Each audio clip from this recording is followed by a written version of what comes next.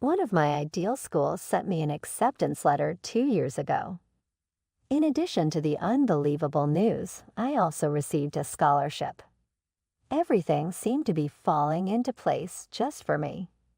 In an effort to be financially responsible and get myself ready for college, I had been working part-time. In the event that the scholarship didn't cover all of my college costs, or if I encountered any unforeseen difficulties, I intended to have a savings cushion, a college fund that I could draw from. I decided to save meticulously because I didn't want to take any chances. Securing a scholarship felt like a lucky break on top of getting accepted to college, which was already an accomplishment. It felt like the best possible outcome had finally materialized from all my efforts. So I was relieved that I could finally use the money I had been saving toward college toward whatever extra costs I would incur while there. I was really young and did not yet have my own bank account. My part-time job's earnings went straight into my mom's salary account for the sake of convenience. I had full faith in her to handle things. For some reason, I always thought my parents would simply wire that money back to me when I departed for college. I was the rightful recipient of it, and it was meant to fund my schooling. But the truth was very different from my expectations. My folks had a chat with me shortly after I got my scholarship. They casually said that I didn't need to use the money I had saved for education anymore because I had won a scholarship. I had saved enough for my older sister's future expenses, but they wanted to reinvest that money into her instead, since my tuition would be covered in full. It was totally unexpected. All of a sudden, they informed me that my ungrateful sibling would be receiving the money I had worked so hard for. Just so you know, I have to give you a little background on Caroline, my older sister. As far back as anyone can remember, Caroline has been the family troublemaker. She seems to be able to evade consequences at every turn, in contrast to me, who has had to work hard and play by the rules. You would never guess that she is only 3 years my senior, judging by the way my parents handle her. They treat her like she's a young child and seem intent on protecting her from adult responsibilities and consequences. She seems to have been encased in a protective bubble, shielded from the harsh realities of life. Caroline has always managed to get away with more than I could, even when we were kids. Working hard and being responsible were themes that ran through my life. Conversely, anytime Caroline erred, my parents, particularly my mom, would reflexively defend her, claiming that her eldest child could never be wrong. No matter how blatantly wrong my sister was or how many other people were involved, my mother would always find a way to make herself look like the victim. To illustrate the point, at about the age of 14, Caroline was discovered bullying the younger girls at school. She had been bullying them for weeks, said the teachers. Things got so bad the school had to invite my parents in to meet and talk over Caroline's behavior. It was a major problem. Many professors and students had seen her harass others. When my mother found out, though, she insisted flatly against it. Of course, Caroline started crying in the meeting and refuted everything. My mother chose to trust her tears above the evidence instead of wondering whether her daughter could indeed be in the wrong. Arguing with the teachers, even with the headmistress, she insisted Caroline was being unfairly blamed. She created lies, claiming that her beloved daughter could never be unpleasant or mean to anyone, and even went so far as to accuse the victim of behaving only to get Caroline into trouble. Caroline was ultimately allowed go with just a week's suspension. But Caroline found she had no actual repercussions since her mother rejected the truth. She was never punished for what she did. Life continued as though nothing had happened. Then things really started to get hot when my sister, Caroline, turned 16. She put herself in even more hot water. She got discovered smoking at her university this time, by itself. This is against the policies. Still, that was not the worst of things. Apart from smoking, she was also seen attempting to sell cannabis, a far more severe violation. This time, the school administration had indisputable proof. Witnesses also abound, and it was evident that Caroline had passed the boundary that my parents could not dispute their way out of. Caroline was basically kicked out when the school found everything. That signaled a change of direction. My mother, who had always been able to protect her from responsibility, was unexpectedly in a position where she could not negotiate her way out of the circumstances or provide Caroline with justification. But at least my mother swiftly entered what I can only characterize as damage management mode instead of allowing Caroline to suffer some repercussions. She refused to allow this episode discredit the picture of Caroline as the ideal innocent daughter in their family. Instead of telling our family members and relatives the truth about what had transpired, my mother constructed a whole different story. She began telling others she wanted the greatest education available for her, hence she intended to send Caroline to an expensive school far from home. Actually, Caroline's notoriety made it challenging for her to get into any local school. Desperate to keep what had actually transpired under cover, my parents, the idea of someone learning that their beloved daughter had been kicked from her university for something as grave as selling cannabis and smoking made them intolerable. The posh school served only as a cover to uphold their reputation, thereby safeguarding Caroline's as well. But my mother presented it to others as though she was sending Caroline to a famous, costly boarding school of her own to provide her greater chances and enable her to flourish. Naturally, this choice came with significant cash outlay. The boarding school her parents selected for her was far more costly than what my parents could reasonably afford. Though they battled to pay for it, they were ready to make those sacrifices to keep Caroline's image as this affluent, wealthy, well-off girl getting the best education far beyond everyone else living in our area intact. Clearly, despite financial difficulty, my parents were ready to go to considerable lengths to hide Caroline's mistakes and bad behavior. After all that had happened, after being discovered smoking, selling marijuana, and being kicked from college, you would think Caroline would have learned her lesson. She ought to have at least tried to reform or exhibited some guilt. Still, it was not at all the case. Not long after she was taken to that costly boarding school, one night my parents got a call saying Caroline vanished. My sister had left a letter behind in classic dramatic form in the middle of the night that she was in love with Nick, her then boyfriend, and that she couldn't wait anymore to spend the rest of her life with him. At home, panic struck, and my parents launched themselves in search of her. Desperate, they phoned her acquaintances, reported to the police, looked for any hints regarding her possible location. Fortunately, the cops found her after some tense days of looking. Caroline had spent the entire time residing at one of her friends' homes.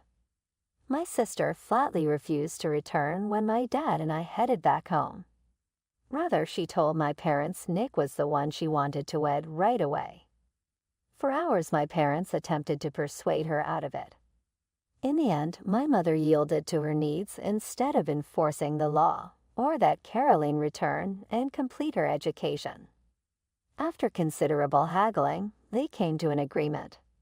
Caroline would return to complete her high school education, but after she finished, my parents would back her choice to wed Nick.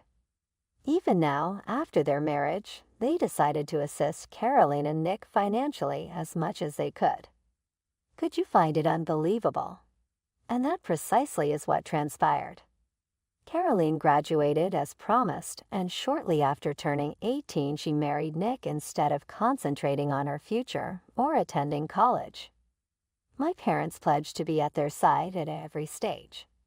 Since neither Caroline nor Nick had any consistent income to sustain themselves, they located a residence for Caroline and her new spouse. Ultimately, my parents agreed to pay their rent each month. And to further things, Nick had no parents around, Hence, my mom and dad always carried full responsibility for the two of them. The idea that my parents were still bending over backwards to make her life as comfortable as possible after all the grief Caroline had created baffled me. Their hard-earned money was supporting her marriage, her rent, and essentially her and her husband's upkeep. I was always advised to concentrate on my academics and to work a part-time job to help me pay for things. Knowing that I constantly had to work harder than my sister, who simply got stuff for free, made me feel rising bitterness. Our lives has been filled of this sort of bias. Caroline is always shielded, whatever she does. It felt like another chapter in the same old narrative when my parents chose to give her the money I had labored so hard to save for my schooling instead. I challenged them, wanting to know why they were giving Caroline my hard-earned money. That made no sense to me. Years of accumulating that money for education had paid for me. It was not theirs to donate. At that point, my parents told me the truth about their choice. Caroline had just discovered she was pregnant. As my dad boldly said how delighted he was to be a grandfather so quickly, my jaw nearly fell in shock. He and my mother were shining with enthusiasm, totally unconcerned about my response. This was happy news for them, a fresh beginning, a grandchild to await. But all I could think was how Caroline would manage to have a baby when unable even of managing her own life. Let alone a child, she and her husband could hardly take care of each other. When I expressed these worries to my parents, though, my mother dismissed them as usual. That is, as she always does whenever I bring up a reasonable argument regarding Caroline's bad choices. She said casually that Caroline's husband, Nick, had lately secured a nice job so he could help her and the child going forward. My mother expressed it so matter-of-factly, as though their money problems would simply vanish with this new employment. She then revealed the true bombshell by purchasing a brand-new apartment and letting Caroline and Nick remain there for free. My parents had decided to remove the main cause of stress in Caroline's life. That's where they wanted my money, into a house for my sister so she may begin her family in peace. They were ready to make yet another large financial sacrifice to purchase a house so Caroline wouldn't have to worry about anything. That surprised me. Compared to Caroline's most recent life event, it was like everything I had worked for, the late evenings, part-time jobs, sacrifices, didn't matter. I was once more being requested to move aside so she can be served. Not even when I was admitted into my ideal university with a scholarship, my parents had displayed this degree of joy or enthusiasm about my successes. Years of being the conscientious, industrious daughter who tried her best to make parents proud had worn me thin in every sense that counted to them. For me, it marked a flash of clarity. I came to see that I would never get the respect or thanks I was due no matter what I did. Maybe it was time for me to stop looking for their acceptance entirely if they couldn't appreciate me for the person I had become. I had finished advocating for a spot in their hearts. I ceased arguing with them at that point on. Trying to persuade those who were so blinded by their favoritism seemed pointless. Rather, I emotionally distanced myself from the circumstances by shutting down totally. I merely waited patiently for my opportunity to go, silent. As my college start date drew near, I turned entirely toward getting ready for that escape. I lowered my head and counted the days until I could at last walk out and leave this poisonous relationship behind. Even in those last weeks, though, I would overhear my parents discussing multiple times their lofty ideas for my bedroom once I departed. Their future grandchild, Caroline's unborn kid, already wanted it turned into a nursery. Their thoughts seemed to have obliterated all aspect of my life. The room I had lived in for years was already scheduled to be converted to suit a child who hadn't even been born yet. The idea of being able to watch Caroline and provide her with a room in their house made my parents almost delirious with excitement. My dad hardly even offered to assist me with packing or relocation of my belongings when the day arrived. Luckily, I had pals right at hand. They assisted in my dorm move-in. I was rather relieved once I adjusted to my new life at college. First of a kind in years, I was not living under the weight of my parents' preference or confined in a house where my efforts and accomplishments were discounted. Outside of my family, at last I was free to live my life without always feeling inadequate or under continual comparison to my sister. The past 2 years have seen. I have been completely focused on me. College has been a busy and fulfilling experience. Along with working a part-time job as a waitress, I have focused hard academically. Really, I enjoy the life I have created for myself. Following leaving, at last I was free from the poisonous partiality that had permeated my family for so long. Following their word, for Caroline's baby, Jimmy, my parents made my old room a nursery. I have only once, momentarily, seen him when he was born. We hardly speak as Caroline, and I have never been close. Once it was abundantly evident that my parents' house was empty, I stopped coming back home entirely. For the past 2 years, my parents had not actually checked on me until they needed something from me. I just grew used to this over time. I let go of the idea that they would ever change and concentrated on my own life, my own objectives. For so long, things had been silent between us, so I was actually startled when my mother called early this morning. Her voice wavering, she sounded terrified. She first wanted to know whether my sister had phoned me. Having not heard from Caroline, I was perplexed and answered her negative. Then, shockingly, my mother began to cry on the other end of the call. Hearing her like that, I started to worry. I asked her what had happened. She then at last came clean between tears. That morning something horrible had happened. She and my dad apparently awakened up to the sound of the doorbell ringing furiously, then heard heavy pounding on their front door. When they hurried downstairs to check on everything, Jimmy, Caroline's son, was standing on the porch alone. He was clutching a note along with his little satchel. As she related how horrible it was to open the door and see their grandson alone with no indication of Caroline or her husband, Nick, my mother went into hysterics. I asked my mother whether the memo mentioned anywhere Caroline had gone or what was occurring. This is when my mother told me Caroline had stated in the message that she despised being a mother and could not live with this suffocation anymore. She wrote about how she wanted my parents and me to take over raising Jimmy from that day on instead of her raising her son. The truth of what was unfolding shocked and astounded me. As my mother tried to sort this out on the phone, her crying just got more intense. My father, who had been frantically trying to get to Caroline and her husband, Nick, abruptly snatched the phone from her. He sounded to be somewhat urgent. He told me both Caroline's and Nick's phones had been turned off, and he said this was beginning to be a very serious concern. He related how Caroline had asked them for money a few days before, and now there was a chance she had run away with the money, leaving behind her son with us. My dad advised me to go straight back home to assist them in looking for Caroline. I was still absorbing everything, trying to make sense of the reality that my sister had left behind, that of a child abandoned in this manner. I understood I had obligations even as I felt worried. I gently informed my dad that right now returning home was not feasible. I couldn't simply drop everything. I had a crucial test this week. Saying I would try to personally contact Caroline, I volunteered to do what I could from my end, but I couldn't be physically there. That answer hardly satisfied my dad at all.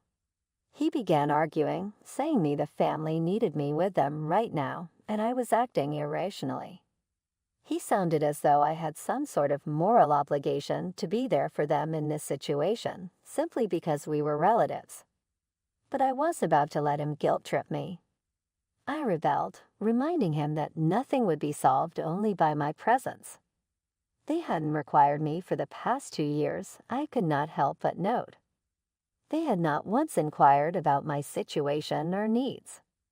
Suddenly, now they were in crisis, and I was meant to leave everything and run back to assist. It didn't sit right with me, and I wasn't going to let them make me feel bad for emphasizing on my own life. Then my dad informed me that during this period, I was treating them too harshly. He added that this was not about the past or any old family conflicts. All they needed was me to be at their side.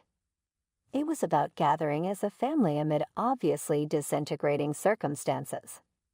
As though I were the one turning my back on them in their hour of need, he tried to make me feel like I was being cold-hearted for not rushing back to aid. AITA for not allowing my dad guilt-trip me back home simply because his sister left her son. First update. Given how little my parents have lately interacted with me, I absolutely agree that something seems strange about them calling me back home. Now out of nowhere, my mom, who seldom ever calls me, has started ringing my phone many times a day, almost begging me to come back. It bothers me greatly, hence it's difficult not to believe that there is some hidden agenda behind it. Why nowadays? They never have shown the degree of urgency over anything else before. To be clear for certain observers, Jimmy really worries me. I feel great sympathy for my sister since it is difficult to think of her leaving her child. Not least of all, Caroline's abrupt disappearance and choice to leave Jimmy on my parents' doorstep is startling. At the same time, though, I know my parents adore Jimmy, and I know they will look after him, just as they have always been ready to go to great lengths for Caroline's sake. I thus don't worry about Jimmy not getting taken care of. Ultimately, though, what most disturbs me is how my sister could suddenly go without notice. She would do something so extreme, which disturbs me. I can't get rid of the impression that more is happening than what has been reported. My parents have never needed my help before, hence I find it strange that they are so eager to have me come home. Update 2. I last updated 1 week ago. I decided to relax after finishing my college test and at last pay a visit to my parents. Having spent the preceding week crying, my mother had red, puffy eyes and seemed to have slept little. Clearly still nervous about everything, my dad had a gloomy, troubled look. Jimmy seemed to be doing, though, all right. I played with him some time and bought him a little present. Comfortable with my parents, he was blissfully ignorant of the turmoil all around him. He even seemed to believe that his parents will soon be back, merely on holiday. Once I started to settle in, I knew I had to sit down to go over everything with my parents.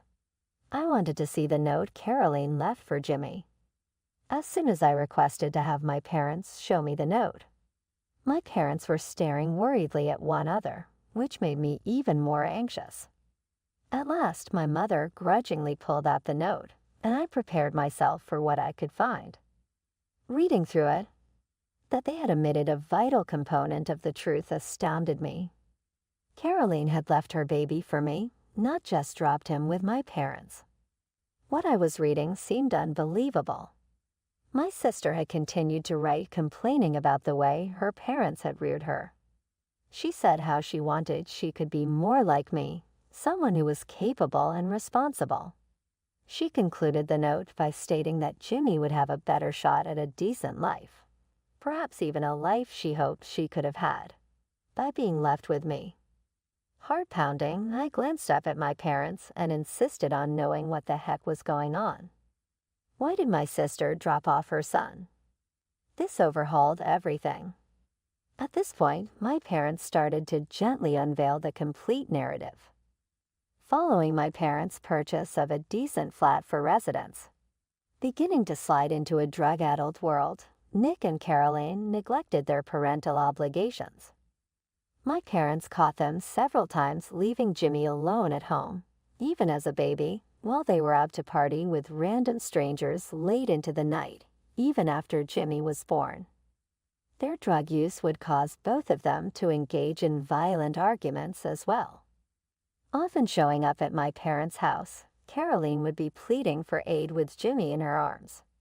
Hearing all this seemed like reading a narrative about a stranger.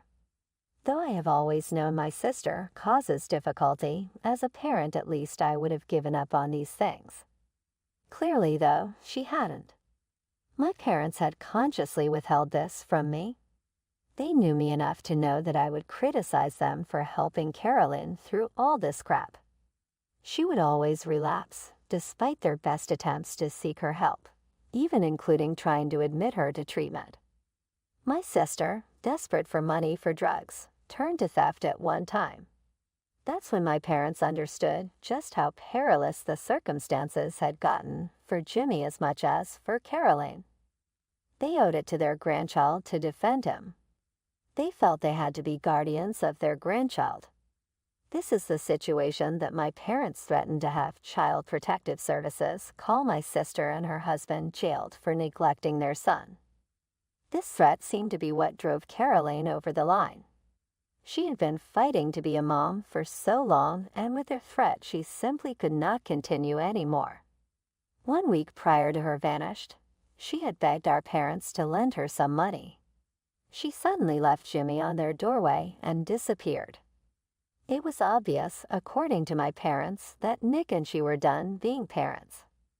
Both of their phones were inaccessible. They had left their son on their doorstep, knowing exactly this. My parents listed them as missing. The police were involved, but even they thought Caroline and Nick had most certainly left their child voluntarily, perhaps to keep taking narcotics, which seemed all too possible given the situation. As I took in all they were imparting, I experienced heartbreak as well as resentment. Though my sister had clearly been suffering for some time, I had been left fully in the dark. My parents then went on to say that this was the primary reason they wanted me to return home. Given their fear of my reaction to everything, they clearly could not come straight out and tell me the whole truth on the phone. Then my dad began to comment on moms and his aging. They couldn't possibly bear Jimmy full-time even as they delighted in watching him for a few hours. He therefore thought it was a fantastic idea for me to live with them and help to replace Caroline's influence in Jimmy's life. Since my sister wanted Jimmy, my mother nodded in agreement and said I could most likely drop out of college and raise him temporarily. Taken aback, I started to giggle at their recommendation. Had their minds vanished? I was not going to drop out to look after my sister's child. We had to discuss this with CPS, and I told them quite definitely, should I wish not to have legal custody, they may intervene to look after Jimmy. Given the situation, it seemed like the most responsible road forward. Quickly pushing back, my dad said that involving CPS could complicate Jimmy's life, and that this was a family issue.